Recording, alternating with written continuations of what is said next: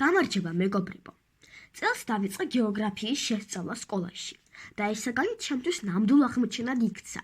რაც უფრო მეც ვსწავლობ კონტინენტებზე, ოკეანეებზე, კლიმატსა და დედამიწის იდუმალ პროცესებზე, მით მეტად მიჩნდება სურვილი ერთსა და სხვებსაც გავუზიარო.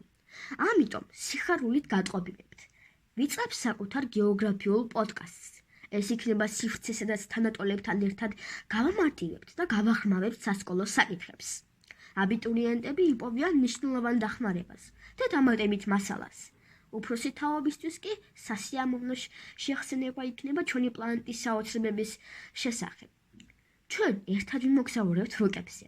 გავიგებთ, რატომ არის დედამიწა გეოიდი და როგორ აყალიბებს ისტორიას გეოგრაფია. თვალყურიადებდეთ გვერდს, რომ არ გამოტოვოთ პირველი ეპიზოდი. წარმატებები მეც ამ წამოწყებაში და რა თქმა უნდა, თქვენს ყოველდღიურ საქმიანობაში. დღევანდელი თემაა რატომ უწოდეს დედამიწას გეოიდი.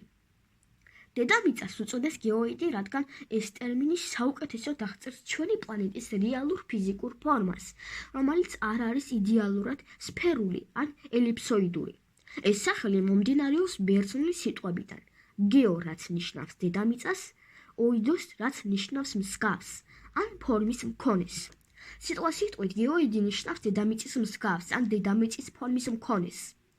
რატომ გახდა საჭირო ტერმინი გეოიდი?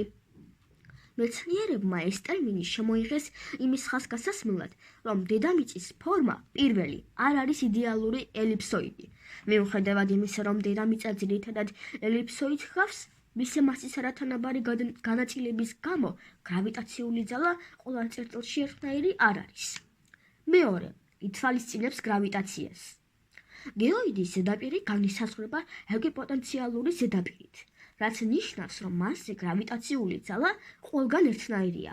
პრაქტიკულად ის წარმოადგენს დედამიწის ზედაპირის იმ ფორმას, რომელსაც მიიღებდა ოკეანის საშუალო დონე, თუ კი წყალს მიეცემოდა საშუალება თავისუფლად განაწილებულიყო მთელს პლანეტაზე, ხმელეთზეც კი. ამრიგად, გეოიდი არის ფორმა, რომელიც ფიზიკურად განისაზღვრება დედამიწის გრავიტაციული ველით და საუკეთესოდ აღწერს მის არარეგულარულ უნიკალურ ფორმას.